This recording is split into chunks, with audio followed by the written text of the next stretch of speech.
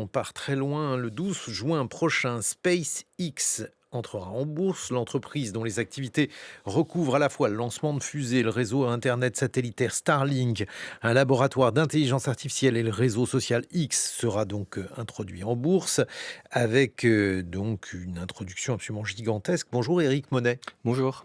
Vous êtes économiste, professeur à l'école d'économie de Paris, directeur d'études à l'école des hautes études en sciences sociales.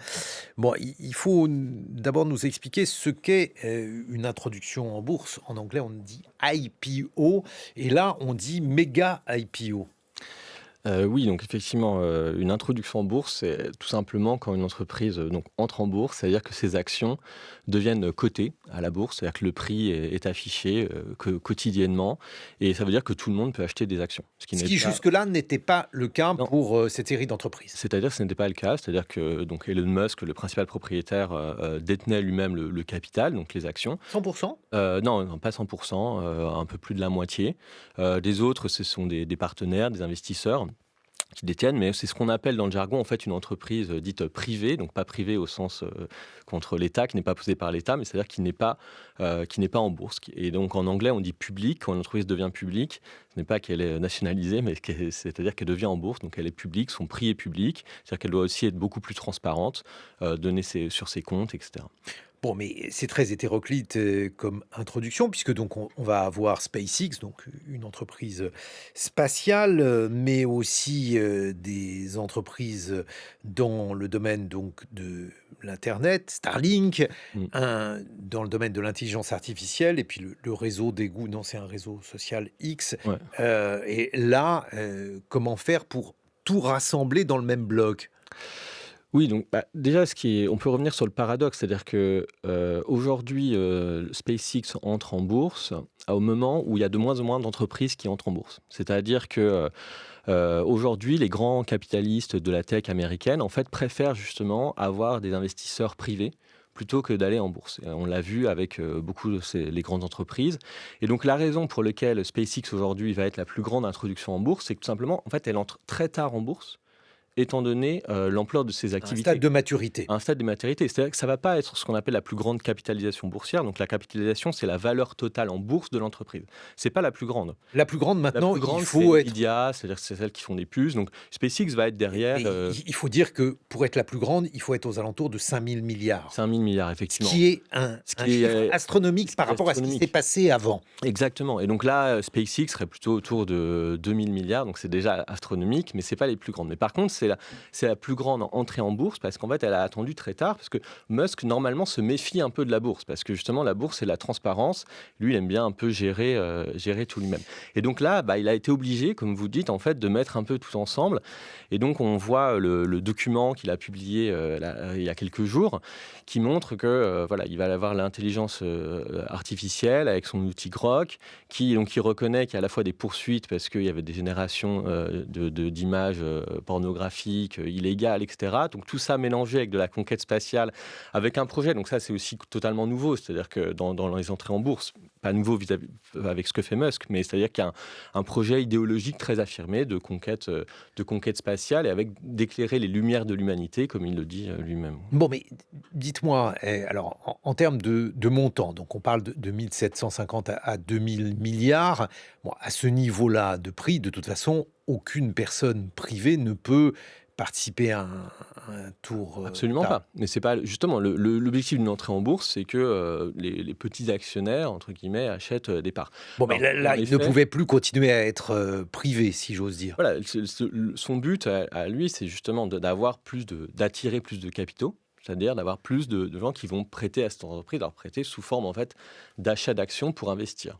Bon alors, par ailleurs, dans ce paysage hétéroclite, donc on considère que SpaceX pourrait être valorisé 1 250 milliards de dollars. On se souvient. Ouais, plus proche de 2000 milliards. Ah bah, vous voyez, vous êtes beaucoup plus Ouais. optimiste que moi. Vous avez Bon peut-être après, vous êtes peut-être initié, je peut-être suis qu'on pas va faire un initié, mais délit effectivement, on est d'initié. dans ces problèmes où personne ne Mais, sait. je voulais rappeler que par rapport à ce chiffre, lorsque Musk avait racheté X, à l'époque Twitter, Mm. il l'avait payé 44 milliards.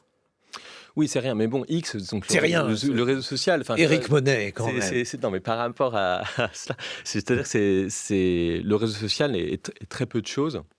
D'abord, le réseau social n'appartient pas à SpaceX. En fait, ce qui appartient à SpaceX, c'est uniquement l'intelligence artificielle Grok qui est aussi utilisable par le réseau social. Mais X n'est pas dedans. Non, mais on est des montants absolument faramineux, c'est sûr, avec donc des promesses. En fait, tout ça, c'est des promesses vers l'avenir. C'est-à-dire que SpaceX aujourd'hui ne fait pas de bénéfices. Donc les seuls gains que peuvent espérer des actionnaires pour l'instant, ce n'est pas des dividendes, mais c'est que le prix de l'action augmente. Et le prix de l'action augmente, le prix de l'action va augmenter si Musk arrive à convaincre l'ensemble des actionnaires que l'entreprise va se développer. Pourquoi Et, dites-vous ça? Parce que il ne peut pas y avoir d'espoir de bénéfices supérieurs pour SpaceX?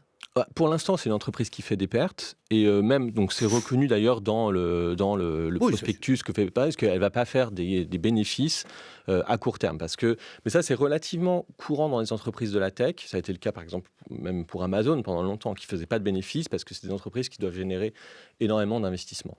Et Amazon aujourd'hui en fait, mais pas du tout comme on pouvait l'imaginer, plutôt dans le cloud et assez peu finalement Voilà, sur son métier de base. exactement. Donc là, c'est pour ça qu'en fait Musk maintient le flou autour de SpaceX aussi. C'est-à-dire que tout ça, c'est un peu des promesses et on sait que c'est grand, que ça va être important, mais sur exactement d'où vont venir les bénéfices, ça reste effectivement assez flou.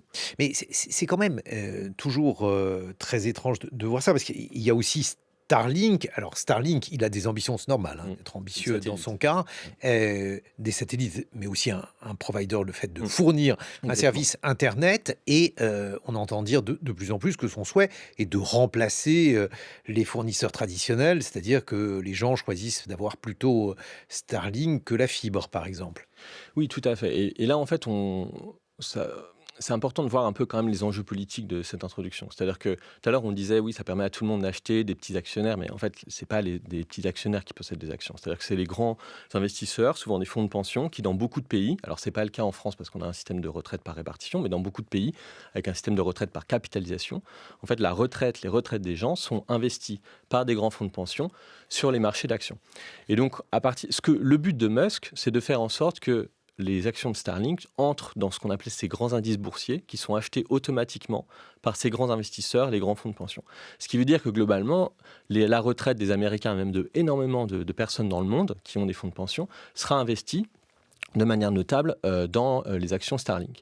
Ce qui donne un pouvoir politique assez important à Musk. C'est-à-dire que si on imagine un nouveau gouvernement démocrate qui viendrait et qui dirait en fait on reprend sous en fait, contrôle gouvernemental ces satellites, où on va faire une loi anti-concentration pour casser Musk, globalement, ce gouvernement se retrouve en fait à baisser les revenus des retraites des Américains. Et donc en fait, un but de Musk aussi, qui lui par ailleurs s'est toujours méfié de la bourse personnellement, c'est de politiser Starlink pour en fait faire en sorte que les Américains ont un intérêt particulier à travers le système de retraite à participer à l'avenir de l'entreprise. Sans compter qu'on pourrait imaginer d'autres scénarios redoutables. Je ne sais pas, par exemple, si Starlink devenait un fournisseur internet global, je veux dire réellement important partout, on imagine par exemple ce que des écoutes ou une Tout surveillance à du fait. trafic pourrait créer. Tout à fait.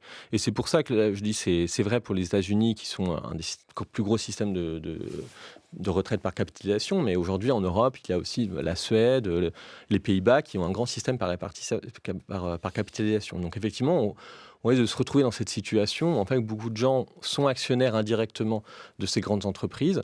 Et en cela, en fait, Musk, d'une certaine manière, veut éviter qu'on puisse contrôler, limiter les actions de son entreprise. Les Mais data c'est centers.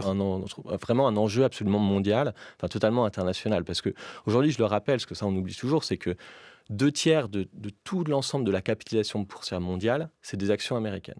Donc, ce qui veut dire que n'importe quel investisseur aujourd'hui mondial, par défaut, il va acheter 2 tiers d'actions américaines. Et donc, c'est de ça que veut profiter aussi Starlink et Musk. Avec des scénarios complètement délirants, je veux dire, au sens de l'imagination. Je ne dis pas qu'ils sont irréalistes, je n'en sais rien. Des data centers, par exemple, dans l'espace. Oui, ça fait partie des scénarios qui sont mis sur la table. Et c'est un vrai projet de conquête spatiale. En tout cas, c'est présenté comme ça.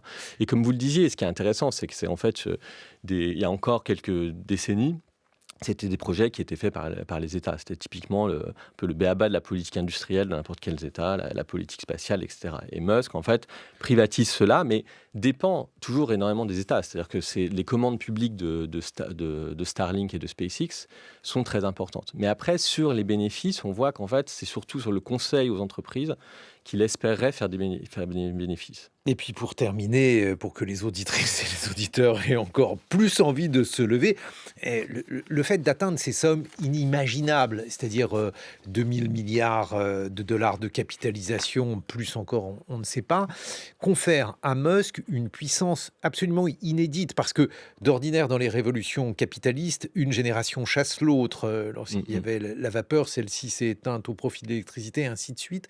Mais là, lorsqu'on atteint ce niveau de capitalisation, comment chuter? Oui, bah, d'autant plus qu'en fait, il y a un groupe, c'est-à-dire que Musk est aussi propriétaire de Tesla, qui est déjà environ la 10e capitalisation mondiale. Donc c'est un groupe qui est totalement unique. Donc on dit que justement aussi cette introduction en bourse va permettre à Musk d'avoir une fortune qui va dépasser les 1000 milliards de dollars, ce qui serait... Là, on est au niveau d'un État. On est au niveau d'un État. Et comme je disais, en fait, c'est une grande partie des activités Starlink sont des activités qui étaient traditionnellement prises en charge par les États. Niveau donc régalien. Est-ce que l'on connaît la date de cette introduction? Comment ça va se passer Ça sera en concrètement? juin, c'est annoncé le 12 juin. Et puis les grandes introductions en bourse qui font aussi parler un peu les spécialistes de finance actuellement, donc qui sera plutôt lié à l'intelligence artificielle, donc Anthropic et OpenAI, ça sera plutôt à la fin de l'année. Avec des enjeux financiers très importants, mais je dirais sur des choses un peu plus classiques, c'est-à-dire on a une entreprise avec des activités un peu plus définies. Bon, la question derrière, c'est est-ce qu'on est dans une bulle de l'intelligence artificielle ou pas.